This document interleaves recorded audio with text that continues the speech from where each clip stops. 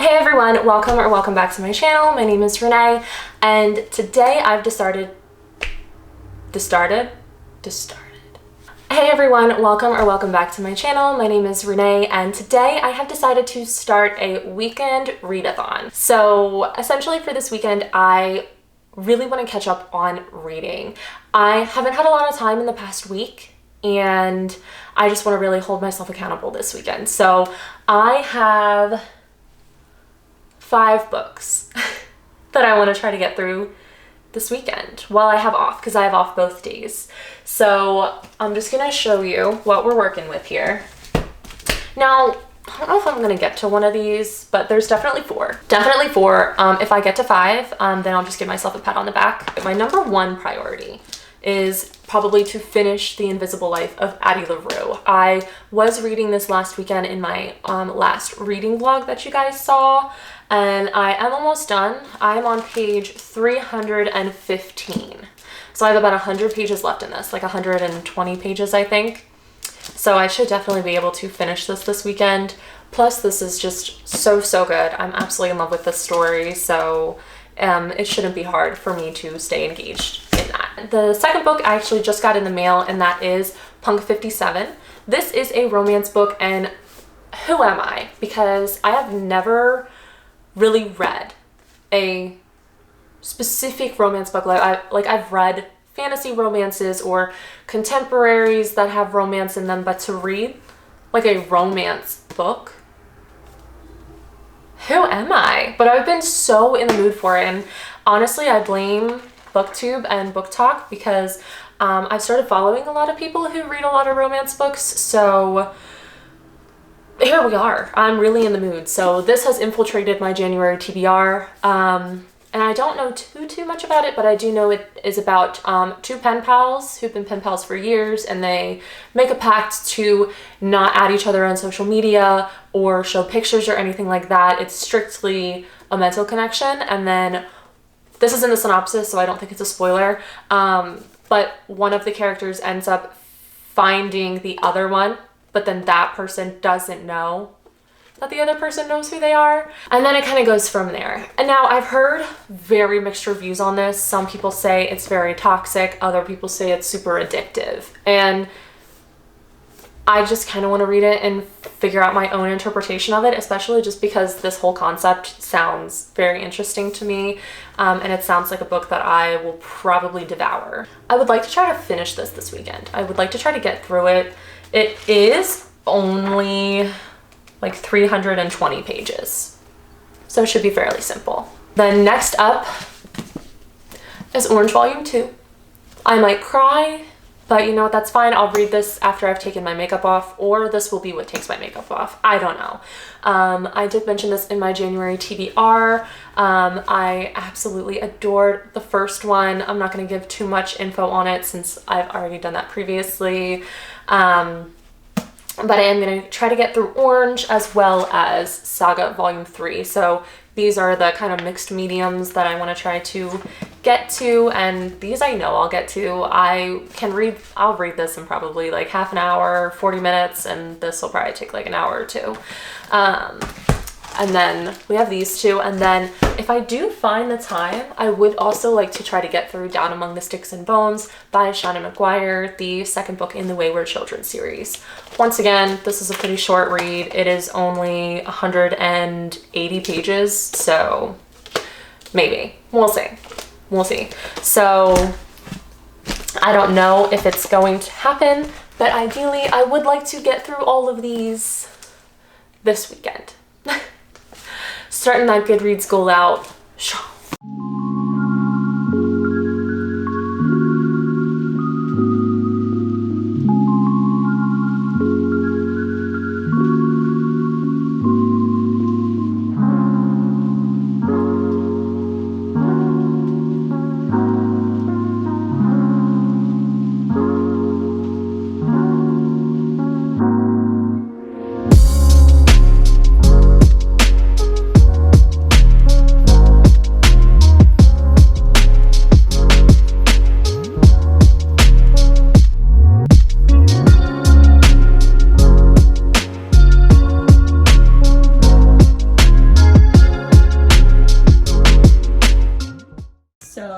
for dinner tonight. We have a couscous dish with vegan Italian sausage and a lemon herb dressing with some roasted veggies and spinach. We also have a farro salad that has pesto, lemon, and white beans, and cauliflower gnocchi dressed in pesto and laid over spinach. So healthy dining here. Okay, so I'm about 65 pages into this book, and it's definitely addictive. I can see what everyone was saying with how they just like had to keep reading it. I like it so far. Chapter 1 kind of ended with a question, I feel like, but I can kind of guess. It has a slight predictability about it. If I'm wrong, then I'll be very shocked. But I am enjoying this. I am gonna force myself to put it down because I do want to read Saga Volume 3 and get through this, to check this off my list. And then once I'm done, ideally, I would want to pick up Addie LaRue, but I kind of want to keep reading Punk 57. It's like so addictive. But for now, we're gonna move on to a graphic novel for a little bit. And I'll touch back.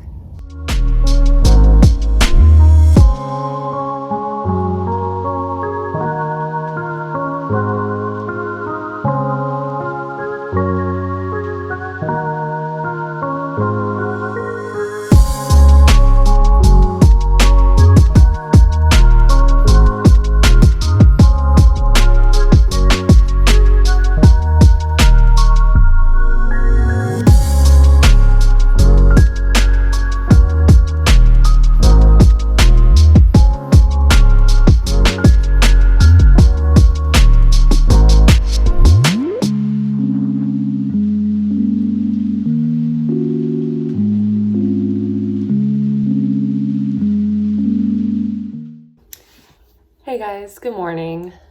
So it is Sunday. I have been up for a little bit, but I spent a lot of the morning reading, actually, because I didn't get to read as much as I wanted to last night. But I did finish Saga Volume 3 last night, and once again, it was just a joy. This series is just so wild and weird, and I love it, and it just cracks me up. Like, I laugh every time I read this series, and I absolutely love Lion Cat. He's not on the cover, but if you know, you know. I adore him. And then I did get to the halfway point in Punk 57. That's like page 175. I have mixed opinions.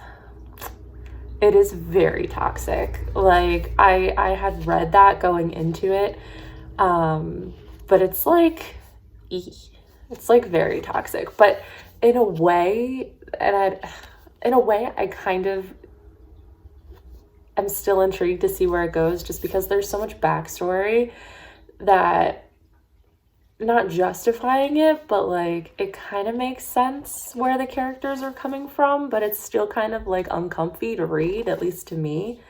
But I'm gonna finish this today. It's a very easy read.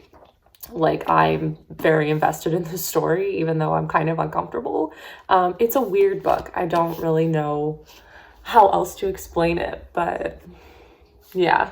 So I'm gonna finish this. I do plan on reading the last pages of Addie LaRue today, and also Orange Volume 2.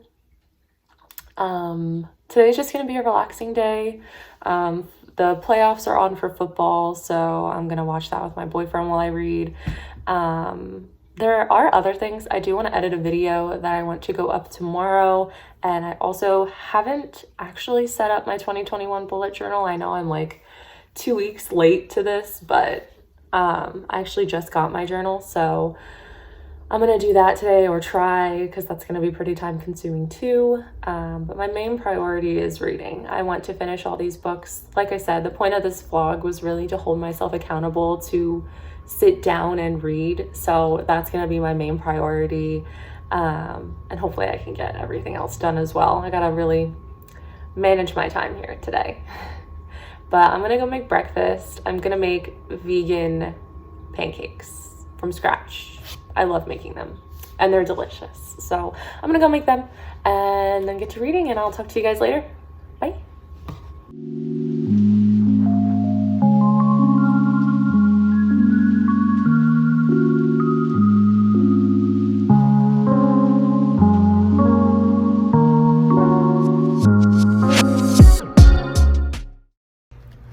Okay, so I finished Punk 57 and I have a lot of thoughts, and I'll get to my thoughts at the end of this vlog. I kind of want to save all of that kind of stuff for afterwards, like ratings and stuff. But I have now decided to finish Addie LaRue. I do only have 100 pages left, so I plan on finishing this before dinner. I have been watching football all day while I'm reading. Oh, would you look at that? A touchdown.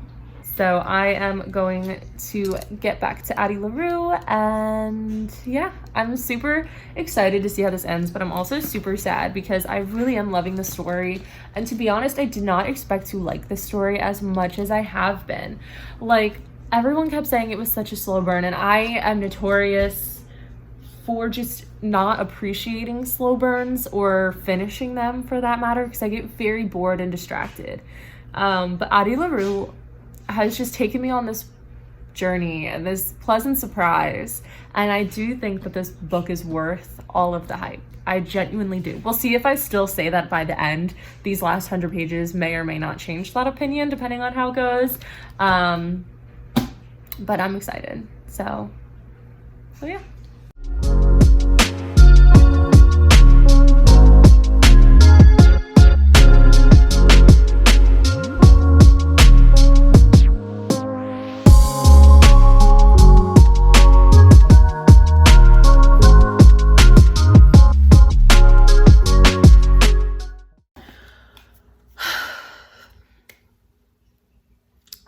So I just finished crying because I finished The Invisible Life of Addie LaRue.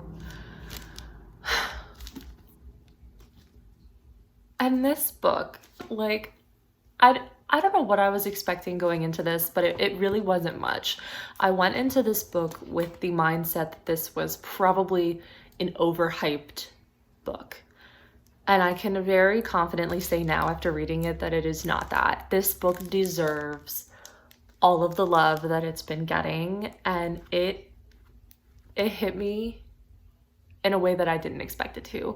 And I'm not going to spoil anything, but there's just so many quotes in this book and so many things that this book talks about that I feel like a lot of people can relate to, and I feel like that's part of what makes it so special. And it is a very special book, and I'm still kind of in my feelings about it, so I need to take a second to get all my thoughts together.